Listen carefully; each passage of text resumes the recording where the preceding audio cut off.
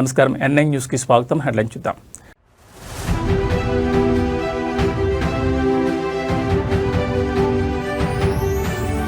తల్లికి వందనం నిధుల విడుదల.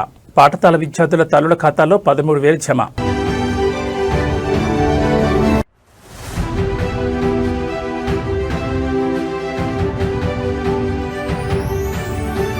ప్రధాని నివాసం వద్ద హైడ్రామా. రాహుల్ గాంధీ ఎంపీలను బలవంతంగా అదుపులోకి తీసుకున్న పోలీసులు.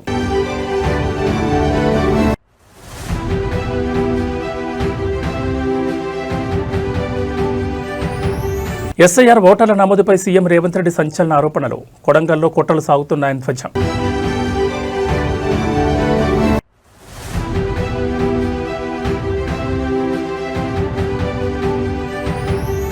కొడంగల్లో సీఎం రేవంత్ రెడ్డి స్వయంగా రోడ్డెక్కి నిరసన. భారీ ర్యాలీతో భగ్గుమన్న కాంగ్రెస్ శ్రేణులు.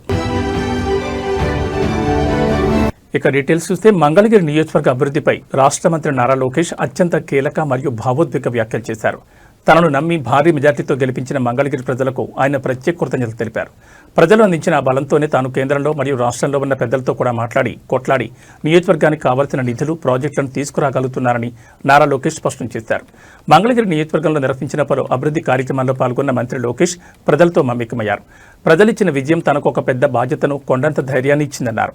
మంగళగిరికి ఏం కావాలో, ఏ ప్రాజెక్టు రావాలో పెద్దల ముందు ధైర్యంగా అడిగే హక్కును అక్కడి ఓటర్లే తనకు ప్రసాదించారని కొనియాడారు. ఆంధ్రప్రదేశ్ రాష్ట్రం మొత్తం మంగళగిరి నియోజకవర్గం వైపు చూసేలా మోడల్ నియోజకవర్గంగా తీర్చిదిద్దడమే తన ప్రధాన లక్ష్యమని లోకేష్ వెల్లడించారు. ఈ అద్భుత ప్రగతి సాధించాలంటే తనకు మంగళగిరి ప్రజల ఆశీర్వాదాలతో పాటు కేంద్ర మరియు రాష్ట్ర స్థాయి పెద్దల ఆశీస్సులు, నిధుల మద్దతు కూడా అంతే అవసరమని పేర్కొన్నారు. నియోజకవర్గాన్ని అన్ని రంగాల్లో అగ్రగామిగా నిలబెడతానని ఆశాభావం వ్యక్తం చేశారు. మంత్రిగా బాధ్యతలు చేపట్టినప్పటి నుంచి మంగళగిరి అభివృద్ధిపై ప్రత్యేక దృష్టి సారించిన లోకేష్ వ్యాఖ్యలపై స్థానిక ప్రజలు, నాయకుల నుంచి విశేష స్పందన లభిస్తోంది. ఈరోజు నేను గౌరవ ముఖ్యమంత్రి గారితో దెబ్బలాడగలుగుతున్నా, గౌరవ ఉప ముఖ్యమంత్రి గారు పవన్ అంతా కూడా దెబ్బలాడగలుగుతున్నా. అన్న ఇది నా నియోజకవర్గం, నాకు ఇంత మెజారిటీ ఇచ్చారు, మీరు చేయాల్సిందే అని దెబ్బలాడి పనులు చేయించుకోగలుగుతున్నాం. అంతెందుకు కొన్ని విషయాలు గౌరవ ప్రధానమంత్రి గారి ఆఫీస్ ద్వారా కూడా చేయించుకోవాల్సిన అవసరం ఉంది. ఆల్రెడీ నోట్లు పంపించి, ఎందుకంటే ఇంత మెజారిటీతో గెలిచాను, మీరు ఆశీర్వదించాలి, దీవించాలి, పనులు చేయాలని వాళ్ళని కూడా నేను కోరటం జరుగుతుంది. ఇవన్నీ మీకు ఎందుకు చెప్తున్నానంటే నాకు అంత మెజారిటీ ఇచ్చారు కనుకనే నేను పెద్దలతో మాట్లాడగలుగుతున్నా, వాళ్ళు కూడా గమనిస్తున్నారు. ఎంతోమంది ఢిల్లీలో ఉన్న నాయకులు నన్ను అడిగారు, మీరు పోటీ చేసి గెలిచిన నియోజకవర్గం 40 సంవత్సరాల క్రితం గెలిచింది కదా అని నన్ను అడిగారు. ఇప్పుడు చెప్పి అవునండి. అందుకే వాళ్ళు కూడా కేంద్ర మంత్రులు కూడా అద్భుతంగా స్పందించి మనం అడిగిన అన్ని కోరికలు, మనం కోరిన అన్ని కోరికలు ఈరోజు వాళ్ళు తీర్చడం జరుగుతుంది. చేసుకుంటూ వెళ్తా, కానీ మీ ఆశీస్సులు ఎప్పుడు ఉండాలి. ఇలాంటి కార్యక్రమాలు ఎప్పుడు కలిసికట్టుగా చేసుకుందాం, ఒక మోడల్గా తయారు చేయాలి మంగళగిరి నియోజకవర్గం అనేది నా లక్ష్యం. ఆనాడు మీ అందరికి ఒకే మాట ఇచ్చా, ఆంధ్ర రాష్ట్రం మొత్తం మంగళగిరి వైపు చూసే విధంగా నేను మంగళగిరి నియోజకవర్గాన్ని అభివృద్ధి చేస్తానని చెప్పా. ఒక నిడమర స్కూల్ వల్లనే ఈరోజు రాష్ట్రం మొత్తం మన వైపు చూస్తుంది. కేవలం రాష్ట్రమే కాదు, యావత్ భారతదేశం మొత్తం మంగళగిరి వైపు చూసే విధంగా మంగళగిరి నియోజకవర్గాన్ని నేను అభివృద్ధి చేస్తానని ఈ సభాముఖం మీ అందరికీ నేను హామీ ఇచ్చుకుంటూ, ఆంధ్రప్రదేశ్ రాష్ట్రంలో పాఠశాల విద్యార్థుల తల్లిదండ్రులకు ప్రభుత్వం తీపి కబురు అందించింది. ప్రతిష్టాత్మక తల్లికి వందనం పథకం నిధులను ప్రభుత్వం విడుదల చేసింది. అర్హులైన విద్యార్థుల తల్లిదండ్రుల బ్యాంక్ ఖాతాలో 13,000 చొప్పున నగదును నేరుగా జమ చేసే ప్రక్రియను ప్రారంభించింది. ఈ విషయాన్ని రాష్ట్ర మానవ వనరుల అభివృద్ధి శాఖ మంత్రి నారా లోకేష్ అధికారికంగా వెల్లడించారు. ఈ పథకం అమల్లో ఎలాంటి ఆంక్షలు లేవని మంత్రి నారా లోకేష్ స్పష్టం చేశారు. ఇంట్లో ఎంతమంది పిల్లలు చదువుతుంటే అంతమందికి ఈ పథకం కింద డబ్బులు డిపాజిట్ చేస్తామని తెలిపారు. ఒక్కో విద్యార్థికి 13,000 చొప్పున విడుదల వారీగా నిధుల పంపిణీ జరుగుతుందని, ఈ నెల 24వ తేదీ వరకు విద్యార్థుల తల్లుల ఖాతాలో నగదు జమ చేసే ప్రక్రియ నిరంతరంగా కొనసాగుతుందని వివరించారు. రాష్ట్ర వ్యాప్తంగా మొత్తం 42.70 లక్షల మంది లబ్ధిదారుల బ్యాంక్ ఖాతాలో దాదాపు 10,120.78 కోట్ల భారీ మొత్తాన్ని జమ చేస్తున్నట్లు మంత్రి లోకేష్ సోషల్ మీడియా వేదికగా వెల్లడించారు. ఆర్థిక ఇబ్బందుల వల్ల ఏ ఒక్క విద్యార్థి చదువుకు దూరం కాకూడదనే ఉద్దేశంతోనే ప్రభుత్వం ఈ నిర్ణయం తీసుకుందని, తల్లులు ఈ నిధులను పిల్లల చదువులకే వినియోగించాలని కోరారు. ఈ నిధుల విడుదలతో రాష్ట్ర వ్యాప్తంగా లబ్ధిదారులు, విద్యార్థుల కుటుంబాల్లో హర్షం వ్యక్తమవుతోంది.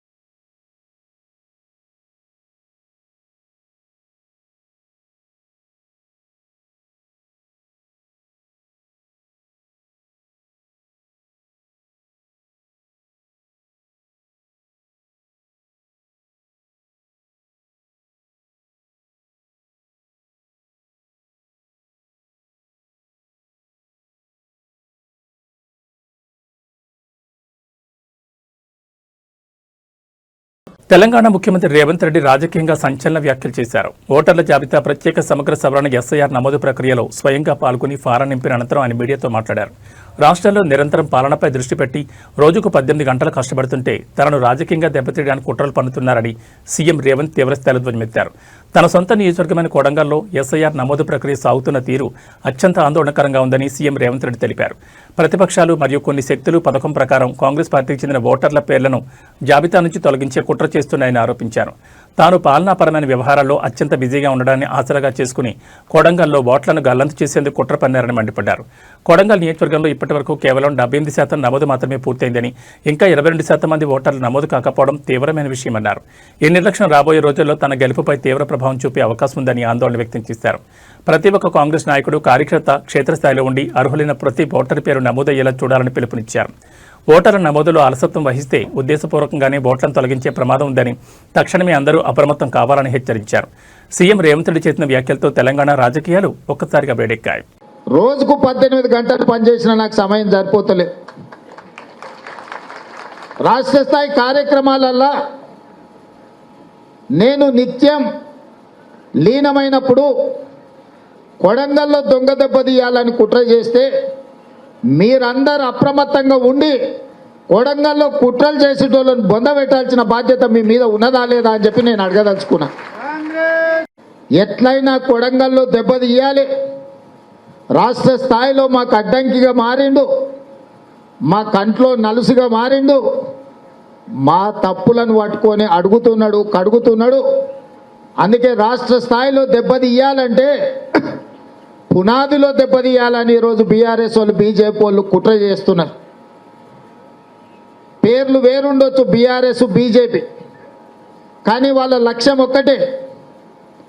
వాళ్ళ దృష్టిలో ఒకరిని అధికారంలో నుంచి దించింది, ఇంకొకరిని అధికారంలోకి రాకుండా ఆపింది ఒక్కడే అని ఈరోజు కొడంగల్ ప్రజల మీద కక్ష కట్టి బీఆర్ఎస్, బీజేపీ వాళ్ళు కొడంగల్ శాసనసభ నియోజకవర్గంలో కాంగ్రెస్కు ఓట్లు వేసిన వాళ్ళ ఓట్లు తొలగించడం ద్వారా మనల్ని దెబ్బతీయాలని ఇలా కుట్ర చేస్తున్నారు.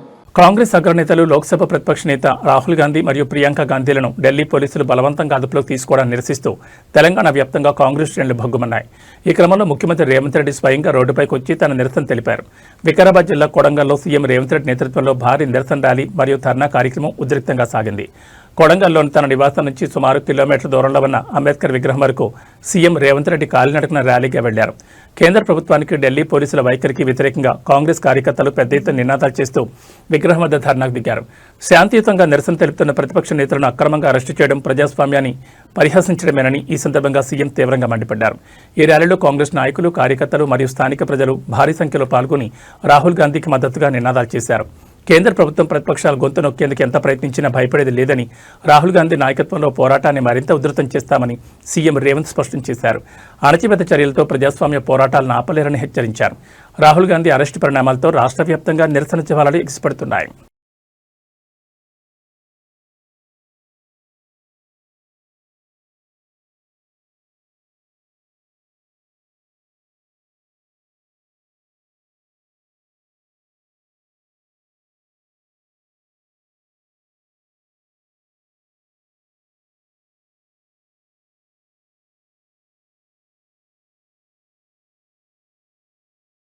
దేశ రాజధాని న్యూఢిల్లీ వేదిక మంగళవారం తీవ్ర ఉద్రిక్త వాతావరణం నెలకొంది. ప్రధాని నరేంద్ర మోడీ అధికారిక నివాసం వెలుపల ప్రతిపక్షాలు చేపట్టిన భారీ నిరసన ప్రదర్శనలో నాటకీయ పరిణామాలు చోటు చేసుకున్నాయి. పార్లమెంట్, లోక్సభ ప్రతిపక్ష నాయకుడు రాహుల్ గాంధీతో పాటు పలువురు ప్రతిపక్ష ఎంపీలను ఢిల్లీ పోలీసులు బలవంతంగా రోడ్డుపై నుంచి ఈడ్చుకెళ్లి అదుపులోకి తీసుకున్నారు. ప్రభుత్వ వ్యతిరేక విధానాలు, పలు కీలక డిమాండ్లపై కేంద్రానికి వ్యతిరేకంగా ప్రతిపక్ష కూటమి నేతలు ప్రధాని నివాసం ముట్టడికి యత్నించారు. భద్రతా బలగాలు వారిని అడ్డుకోవడంతో రాహుల్ గాంధీ నేతృత్వంలో ఎంపీలంతా రోడ్డుపైనే బైఠాయించి ధర్నాకు దిగారు. ప్రభుత్వం తీరుపై తీవ్రస్థాయిలో నినాదాలు చేస్తూ నిరసన వ్యక్తం చేశారు. ఈ క్రమంలో పోలీసులు ఆందోళనకారులను నిరోధించేందుకు ప్రయత్నించడంతో వాతావరణం మరింత వేడెక్కింది. శాంతియుతంగా నిరసన తెలుపుతున్న తమపై పోలీసులు విచక్షణారహితంగా ప్రవర్తించారని కాంగ్రెస్ వర్గాలు ఆరోపించాయి. రోడ్డుపై కూర్చున్న రాహుల్ గాంధీని పోలీసులు బలవంతంగా లాక్కెళ్లి కాళ్లు చేతులు పట్టుకుని పోలీస్ వ్యాన్లోకి ఎక్కించారు.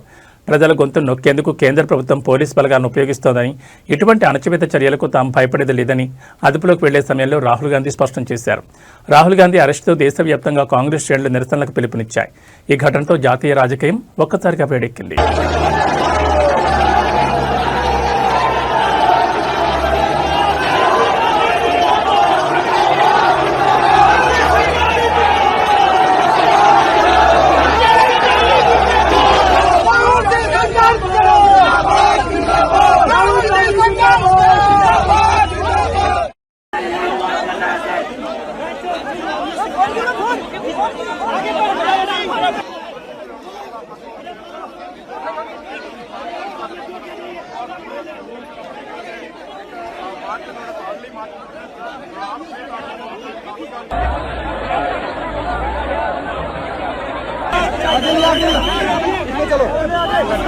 राहुल गांधी के मुंह से खून निकल रहा है। राहुल गांधी की नाक से खून निकल रहा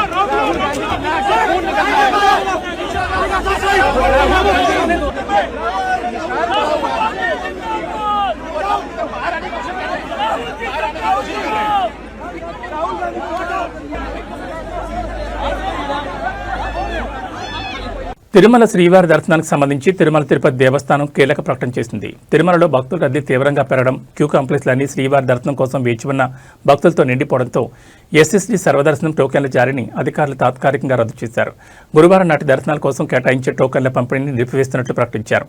రద్దీ పెరిగిన నేపథ్యంలో తిరుపతిలోని విష్ణు నివాసం, శ్రీనివాసం మరియు అలిపిరి వద్ద ఉన్న భూదేవి కాంప్లెక్స్లలో ఎస్ఎస్డీ టోకెన్ల జారీని అధికారులు తక్షణమే నిలిపివేశారు. ఊహించిన దానికంటే ఎక్కువ సంఖ్యలో భక్తులు తిరుమలకు చేరుకోవడంతో ఇప్పటికే టోకెన్లు పొందిన భక్తులకు ఇబ్బంది కలగకుండా ఈ నిర్ణయం తీసుకున్నారు. టోకెన్ల కోసం కేంద్రాల వద్ద వేచి ఉన్న భక్తులు సహకరించాలని అధికారులు విజ్ఞప్తి చేశారు. పరిస్థితిని ఎప్పటికప్పుడు సమీక్షిస్తున్నామని, శుక్రవారం నాటి శ్రీవారి దర్శనం కోసం గురువారం మధ్యాహ్నం నుంచి తిరిగి ఎస్ఎస్డీ టోకెన్లను అందజేస్తామని టీటీడీ స్పష్టం చేసింది. స్వామివారి దర్శనానికి వచ్చే భక్తులు ఈ మార్పులను గమనించి తమ తిరుమల ప్రయాణాన్ని ప్లాన్ చేసుకోవాలని సూచించింది. క్యూ లైన్లలో ఉన్న భక్తులకు అన్నప్రసాదాలు, త్రాగునీరు అందుబాటులో ఉంచేలా చర్యలు తీసుకుంటున్నారు. క్యూ కాంప్లెక్స్లలో రద్దీ తగ్గగానే సర్వదర్శనం టోకెన్ల ప్రక్రియ మళ్లీ సజావుగా సాగుతుందని అధికారులు వెల్లడించారు. అనంతపురం జిల్లా కనగానపల్లి మండలంలో అత్యంత దారుణ ఘటన వెలుగుచూసింది. వైఎస్ఆర్సీపీ తరపున క్రియాశీలకంగా వ్యవహరిస్తూ బూత్ లెవెల్ ఏజెంట్గా ఇటీవల ఓటర్ల సవరణ ఎస్ఐఆర్ ప్రక్రియలో చురుగ్గా పనిచేసిన అంకే నగేష్ను ప్రత్యర్థులు రాళ్లతో కొట్టి దారుణంగా హత్య చేశారు. ఈ ఘటన స్థానికంగా తీవ్ర కలకలం సృష్టించగా పాత కక్షలు, రాజకీయ విభేదాలే ఈ హత్యకు కారణమని వైఎస్ఆర్సీపీ వర్గాలు ఆరోపిస్తున్నాయి. కనగానపల్లికి చెందిన అంకే నగేష్ ఎస్ఐఆర్ ప్రక్రియలో భాగంగా వైఎస్ఆర్సీపీ ఓట్ల తొలగింపును గట్టిగా అడ్డుకున్నారని, ఆ కక్ష మనసులో పెట్టుకుని చిన్న అప్పు వివాదాన్ని నెపంగా చూపి ప్రత్యర్థులు రాళ్లతో దాడి చేసి ప్రాణాలు తీశారని స్థానికులు, బంధువులు ఆరోపిస్తున్నారు. ఘటనానంతరం నిందితులు అక్కడి నుంచి పరారవగా పోలీసులు కేసు నమోదు చేసుకుని దర్యాప్తును వేగవంతం చేశారు. విషయం తెలిసిన వెంటనే వైఎస్ఆర్సీపీ నేత, మాజీ ఎమ్మెల్యే తోపుదుర్తి రాజశేఖర రెడ్డి బాధితుడి నివాసానికి చేరుకుని నగేష్ కుటుంబ సభ్యులను పరామర్శించారు. వారిని ఓదార్చి పార్టీ పరంగా అన్ని విధాలా అండగా ఉంటామని ధైర్యం చెప్పారు. శాంతి భద్రతలను విచ్ఛిన్నం చేస్తూ అర్ధరాత్రి హత్యలకు పాల్పడిన నిందితులను వెంటనే అరెస్ట్ చేసి కఠినంగా శిక్షించాలని పోలీసు యంత్రాంగాన్ని డిమాండ్ చేశారు. కనగానపల్లిలో హత్య ఉదంతంతో ఎలాంటి అవాంఛనీయ సంఘటనలు జరగకుండా పోలీసులు భారీగా మోహరించారు.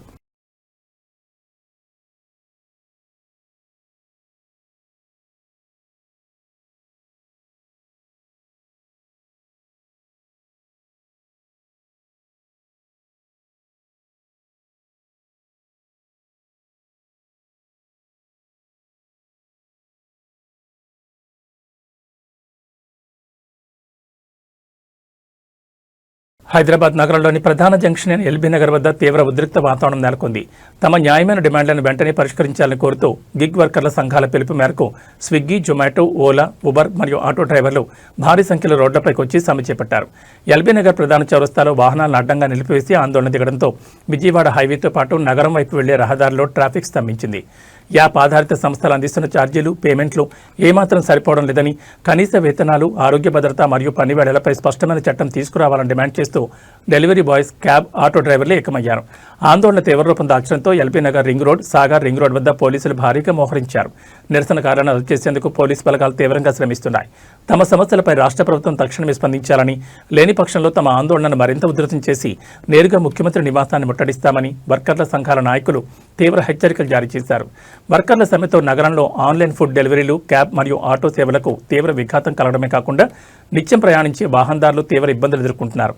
ఎల్బీ నగర్ వద్ద సమ్మె పరిస్థితులు మరియు ట్రాఫిక్ ఆంక్షలపై పోలీసులు ప్రత్యేక నిఘా ఉంచారు.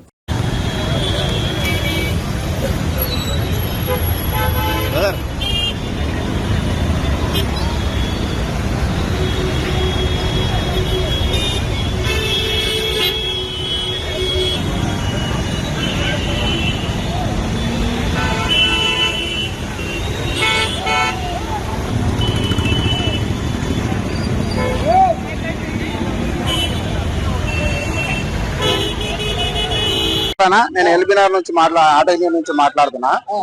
ఈ రోజు ఇప్పటి నుంచి స్ట్రైక్ చేయడానికి 4వ సారి. ఇదే ఎల్బీ నగర్ కాకపోతే హైదరాబాద్ సిటీ మొత్తానికి 4 సార్లు స్ట్రైక్ చేశాము. ఎవ్వరు స్పందిస్తలేరు. 2006లో పెట్రోల్ రేట్ కావచ్చు, గ్యాస్ రేట్ కావచ్చు, ఇదే 70 రూపాయలు 50 రూపాయలు ఉండే. 2026లో 120 రూపాయలు అయింది.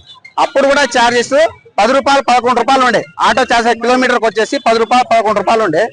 ఇప్పుడు అదే 10-11 రూపాయలు 2020లో కూడా అదే 10-11 రూపాయలు ఇస్తున్నాడు మాకు. ఓలా, ఉబర్, ర్యాపిడో రోజుకి వచ్చేసి ఒక ఆర్డర్ దగ్గర 30 రూపాయలు కమిషన్ తీసుకుంటారు. అలాంటప్పుడు మాకు కూడా కిలోమీటర్కి వచ్చేసి 250 200 రూపాయలు, 10 కిలోమీటర్కి వచ్చేసి 250 200 రూపాయలు ఇస్తే మాకు కూడా కొద్దిగా బెనిఫిట్ ఉంటది.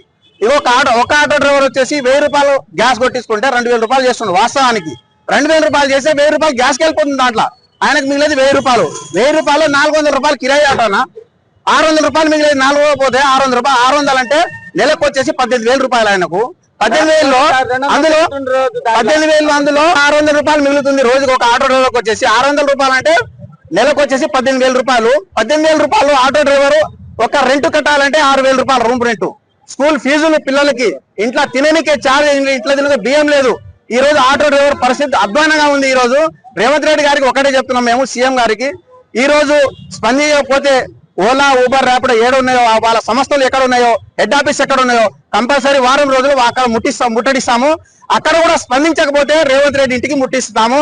ఇంకోటి, కాంగ్రెస్ ప్రభుత్వం రావడానికి రాష్ట్రంలో, తెలంగాణ రాష్ట్రంలో కాంగ్రెస్ ప్రభుత్వం రావడానికి ఆటో డ్రైవర్ ముఖ్య కారణము. ఎందుకంటే ప్రతి ఆటో డ్రైవర్ లో కస్టమర్ కూర్చుంటే ప్రతి ఆటో డ్రైవర్కి చెప్పేది మేము, ఒక్కసారి కాంగ్రెస్ ప్రభుత్వానికి మనం రాష్ట్రంలో తెప్పించుకున్నాము. రైతులు కానీ, ఆటో డ్రైవర్లు కానీ, నిరుద్యోగులు కానీ అందరూ బాగుపడతారు, రాష్ట్రం కూడా మంచిగా ఉంటది, స్వచ్ఛ సామలంగా ఉంటదని మేము అనుకున్నాము. ఇప్పుడు కూడా ఎవరిని పట్టించుకోవడం లేదు, ఎవరు పట్టించుకుంటలేరు. మేము 100% వారం రోజుల్లో డెడ్ లైన్ ఇస్తున్నాం. మేము వారం రోజుల్లో ఈ రేవంత్ రెడ్డి గారు పట్టించుకోకపోతే కంపల్సరీ హెడ్ ఆఫీస్ ఎక్కడ ఉందో అక్కడ ముట్టడిస్తాము. లేకపోతే అక్కడ కూడా పట్టించకపోతే రేవంత్ రెడ్డి ఇంటికాడ ముట్టడిస్తాము. 100% మాకు కిలోమీటర్ కి చార్జెస్ అనేది పెంచండి దయచేసి. మా డిమాండ్ అది ఒక్కటే, లేకపోతే మేము చేయం. అది నల్గొండ జిల్లాలో విద్యుత్ కోతలపై రైతాంగం తీవ్ర ఆగ్రహం వ్యక్తం చేసింది. తిప్పర్తి మండలం ఇండ్లూరు గ్రామంలో కరెంటు సమస్యతో వరినార్లు ఎండిపోతున్నాయని మండిపడుతూ రైతులు సబ్స్టేషన్ ఎదుట భారీ ఆందోళన దిగారు. తిప్పర్తి నకరికల్ ప్రధాన రహదారిపై వాహనాలను అడ్డంగా నిలిపివేసి రాస్తారోకో నిర్వహించారు. దీంతో రోడ్డుకి ఇరువైపులా భారీగా వాహనాలు నిలిచిపోయి తీవ్ర ఉద్రిక్త వాతావరణం నెలకొంది. సాగునీటి అవసరాలకు సక్రమంగా విద్యుత్ సరఫరా కాకపోవడంతో కష్టపడి వేసిన వరినాట్లు నార్లు ఎండిపోతున్నాయని రైతులు వాపోయారు. కరెంటు కోతలపై అధికారులకు ఫోన్ చేస్తే వారు ఏమాత్రం స్పందించడం లేదని, కనీసం ఫోన్లు కూడా ఎత్తడం లేదని ఆరోపించారు. ఒకవేళ ఏ అధికారైనా ఫోన్ ఎత్తినా కరెంటు రాకపోతే మమ్మల్ని కాదు, వెళ్లి మంత్రి కోమటిరెడ్డిని అడగండి అని నిర్లక్ష్యంగా జవాబిస్తున్నారని రైతులు తీవ్ర ఆగ్రహం వ్యక్తం చేశారు. సొంత జిల్లాలోని విద్యుత్ సరఫరా దారుణంగా మారిందని, స్థానిక మంత్రి కోమటిరెడ్డి వెంకటరెడ్డి తక్షణమే స్పందించి ఈ సమస్యను పరిష్కరించాలని డిమాండ్ చేశారు. వ్యవసాయానికి అంతరాయం లేకుండా నిరంతర విద్యుత్ అందించకపోతే ఆందోళనను మరింత ఉధృతం చేస్తామని హెచ్చరించారు. సమాచారం అందుకున్న పోలీసులు మరియు విద్యుత్ ఉన్నతాధికారులు సంఘటనా స్థలానికి చేరుకుని రైతులతో చర్చలు జరిపారు. సాగునీరు, విద్యుత్ లేక పంటలు ఎండిపోతుంటే అధికారులు బాధ్యతారాహిత్యంగా వ్యవహరించడంపై సర్వత్రా విమర్శలు వ్యక్తమవుతున్నాయి.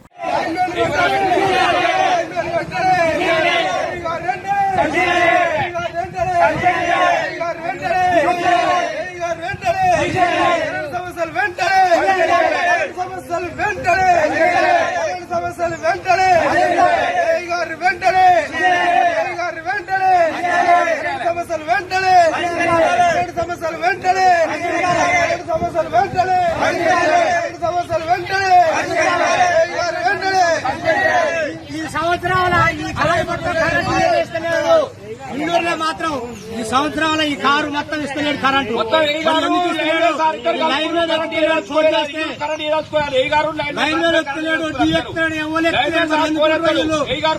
సమస్యలు ఇట్లా ఉన్నాయి.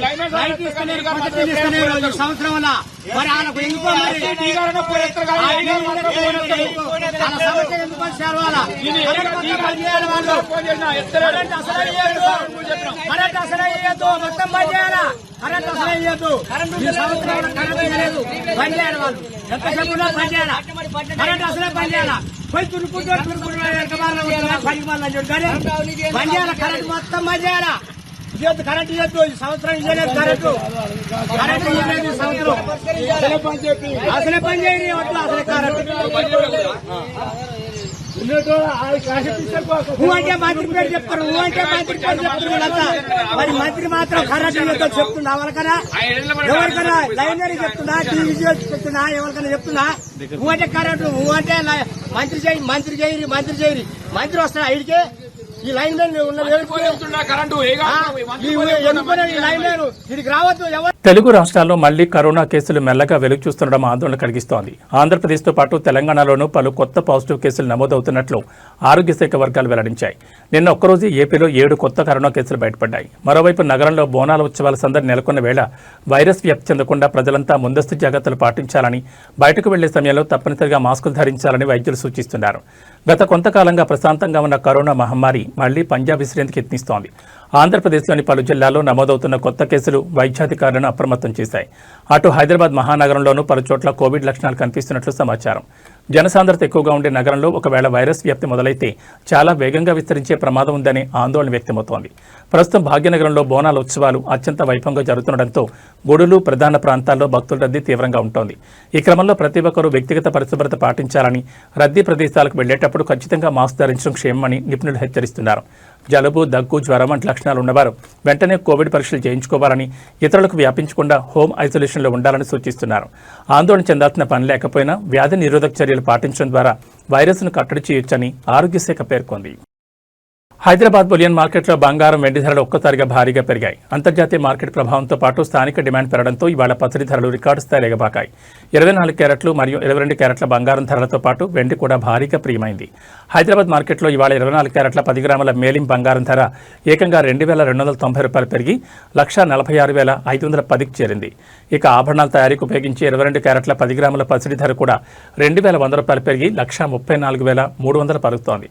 కొనుగోలుదారులు దుకాణాలకు వెళ్లే ముందు ఈ పెరిగిన ధరల వివరాలను గమనించాలని నిపుణులు సూచిస్తున్నారు. మరోవైపు వెండి ధరలు కూడా కొండెక్కి కూర్చున్నాయి. ఒక్కరోజే కేజీ వెండి ధర ఏకంగా 5,000 ఎగబాకి ప్రస్తుతం హైదరాబాద్లో కేజీ వెండి 2,45,000 వద్ద విక్రయమవుతోంది. తెలంగాణ రాష్ట్ర వ్యాప్తంగా వాతావరణం ఒక్కసారిగా మారిపోయింది. గత 2 రోజులుగా పలు జిల్లాల్లో విస్తారంగా వర్షాలు కురుస్తుండటంతో వాతావరణం చల్లబడింది.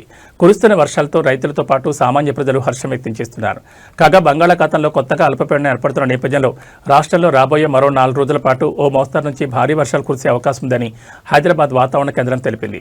వాతావరణ శాఖ వెల్లడించిన వివరాల ప్రకారం అల్పపీడన ప్రభావంతో పలు జిల్లాల్లో ఈదురుగాలులు, ఉరుములు, మెరుపులతో కూడిన వర్షాలు పడే అవకాశం ఉంది.